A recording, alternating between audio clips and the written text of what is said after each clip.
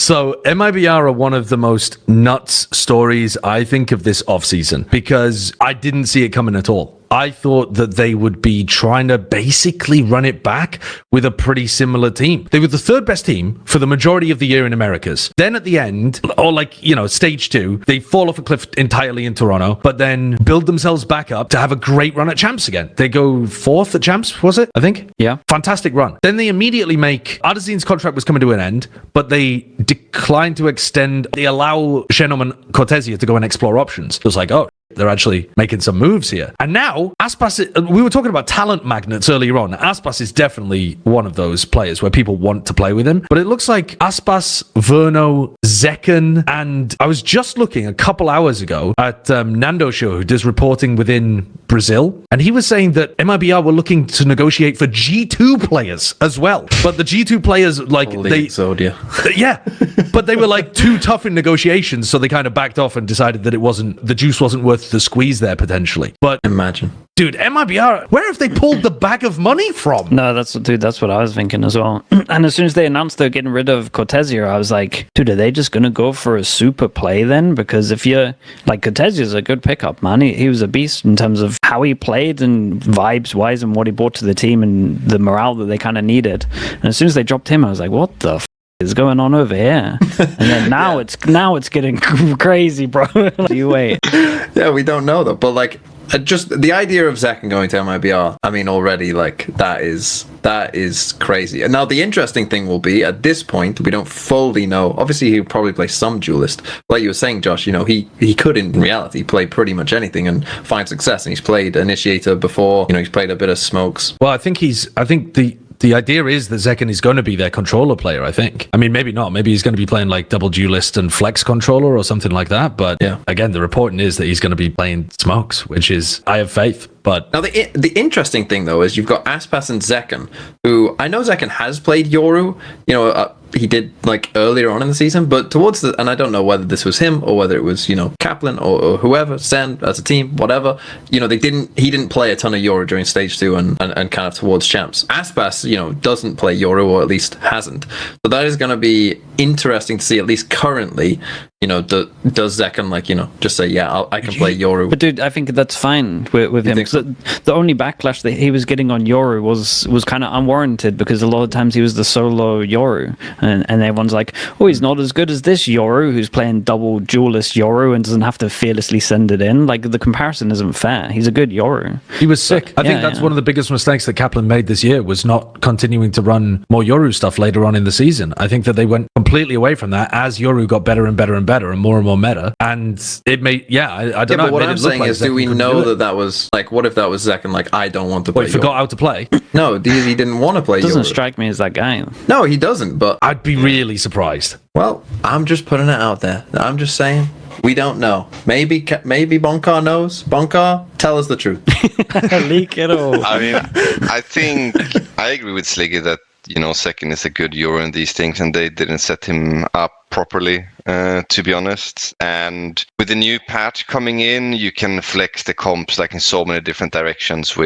There's many more agents available here, when you have the Chambers, the Sage, etc. If you want to run a solo duelist Euro and have Zekken on the Euro and put Aspas on something else, there's things for him to play out there that isn't in the duelist role, so to say, because of the patch. But then also you can just run double duelist as well, I think, and just go crazy, Crazy. And it's also the thing with Zekken is that he doesn't require everyone to play around him for him to play good. So I think it makes sense. It's a good move if true. Yeah. By the way, I think to read between the lines here as well, Aspas's contract was coming up at the end of this year. MIBR have gone from a roster that most people didn't care about, even if they're Brazilian. They don't care about MIBR because Loud were always much better. MIBR were actual bottom feeders for 2 years in a row. But they got Aspas, luckily, remember, because he was supposed to be going over to Bleed, and then that fell through, and thank God it did. Blew up. Yeah. But he ends up coming back to MIBR almost as a last chance or last choice kind of thing, just like a safety net of an area to go to. Completely changes their team, by the way. They had a completely different squad before Aspas joined at the beginning of this year, and so retooled a lot of it and added in new players. My speculation, reading between the lines here, is that Aspas basically said to them, and this is supported by the reporting of the fact that he was gonna stay with MIBR depending on what the roster looked like for the upcoming year, that he basically said to them, like, I'm only staying if you build an insane team. And so they're looking, on one hand, it's like, shall we go back to being the poverty org? Or on the other hand, they're like, well, we'll have to spend a ton of money, but it'll probably be nuts. They're like, well, we might as well spend the money, get the checks out, start writing, boys. Now's the year to do it as well. 2026, all the orgs get reviewed again. Now's the time to spend the money. Please forget 2023 and 2024. Please forget 2023 and 2024. Dude, it's so long ago. I mean, they might, for sure. Yeah. So, I mean, it's a good play.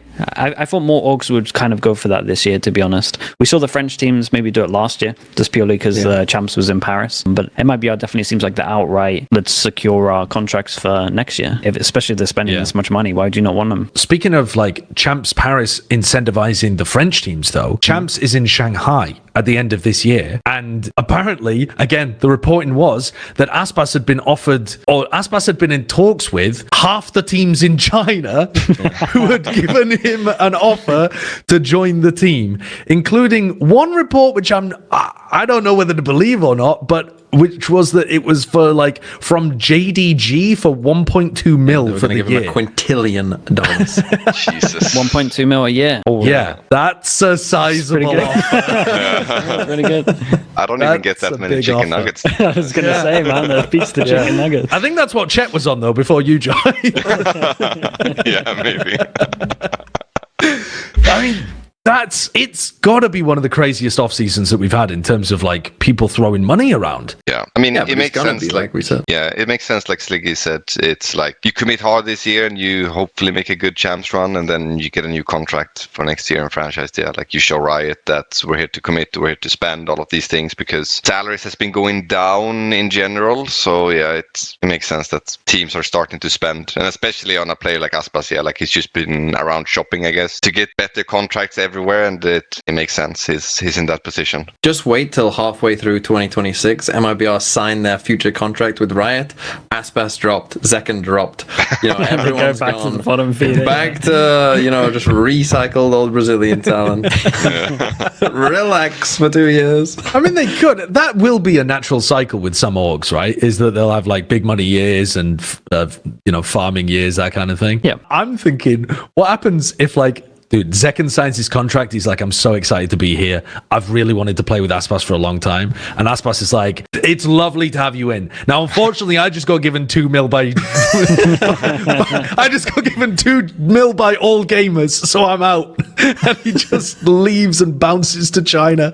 Like, if I'm anyone joining MIBR, I've got a clause in my contract that says I get released immediately when Aspas does, if it's before the season's beginning. Yeah. The super team that we saw most recently was Vitality. They were the team that tried to construct a big money team, and it failed spectacularly. What do you think the keys are for MIBR if they are going in this direction to ensure that you actually get one that functions and isn't just like good on paper, doesn't work in reality? As long as Verno has support, in my opinion, for like the calling, then it should be okay. I think the type of personality you bring in as well, in terms of like, you can have superstar players who are like I feel like Zekken, and look, I don't know the guy, but he seems to give off, pretty good vibes. Doesn't like, obviously he wants to win, like he cares about winning a lot, but he's not going to be like, he's going to try and come up with solutions if they have problems, rather than be like, this isn't working, why the am I here? I feel like the type of personality that you bring in, and that's the thing, you don't need like, you don't want 5 big personalities, because they'll just clash too much, right? You want to have a nice mix, and I feel like the type of person that Zekken is, Aspas apparently, he doesn't come across outwardly maybe as, a big controller, but apparently he's, pulling the strings all behind the scenes of picking this MIBR roster. And I do think they've got an experienced coach as well, right? Fraud, I assume, is staying. If that's the case, he's worked with Aspas for quite a while at this point. He's very experienced. With the Vitality, it felt more like, we got an IGL who isn't a proven IGL. We got a coach coming in from tier 2 who hasn't even coached in our region. We got different players coming in from different regions as well. There's a lot of things mixing together that wasn't very stable. Whereas I feel like this, if you've got the coach, you got your IGL who is already there, you've got, your superstar player who's choosing the roster who is already there. It's a more stable beginning to then add on to, rather than just, kind kind of bringing everything together. So I honestly think this is a good start. I also think, I mean, what they need is players that is, if you're building a super team, you need players that is in quotation mark superstars, but doesn't require the entire team to play around you. Because what could happen is that you have these, again, in quotation mark superstars, but they don't perform now because the entire team doesn't play around you because they've chosen a different superstar in the team. So it's like, it's building blocks, yeah. And then I think the most important thing is like vibes, and certain players needs to be okay with they're not going to be the top fragger, they're not going to be the superstar anymore, and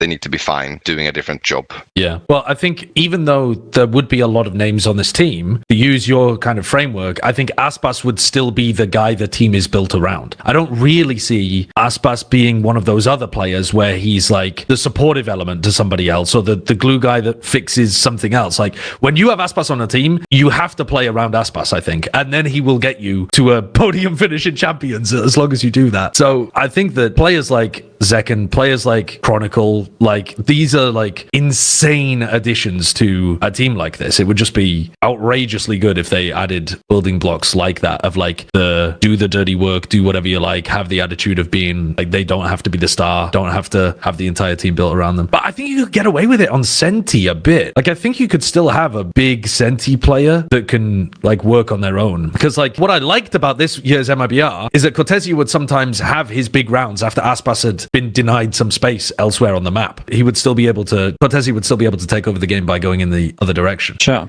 I think the main thing when I look at when you have a team that involves Aspas is just having someone who can be fearless, and that's what Artsin was. And dude, I've seen Zekken do that multiple times in Sentinels. So I think he's definitely a player that is willing to do that. So I think hand in hand that those two make sense just from their playstyles. Yeah.